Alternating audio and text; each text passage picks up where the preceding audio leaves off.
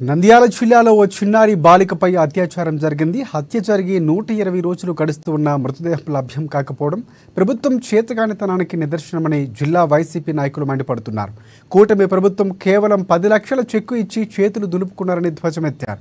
బాలిక కుటుంబానికి వైసీపీ అధిష్టానం మాజీ సీఎం జగన్మోహన్ రెడ్డి ఆదేశాల మేరకు 10 లక్షల రూపాయల చెక్కును అందించి కుటుంబానికి అండగా ఉంటామని హామీ ఇచ్చారు. కూటమి ప్రభుత్వం ఏర్పడిన తర్వాత మహిళలకు రక్షణ లేకుండా పోయిందని నంద్యాల జిల్లా వైసీపీ అధ్యక్షుడు కాటసాని రాంభూపాల్ రెడ్డి అన్నారు. మహిళలపై చిన్నపిల్లలపై అఘాయిత్యాలకు పాల్పడుతున్న వారిని చిన్నారి తల్లిదండ్రుల కోరిక మేరకు కఠినంగా శిక్షించాలని డిమాండ్ చేశారు. జూలై 7వ తారీఖు వాసంతి అనే బాలిక ఘోరంగా అత్యాచారం చేయబడి మర్డర్ చేయబడింది. తర్వాత ఇప్పటి వరకు కూడా పాప ఆచూకీ తెలియలేదు.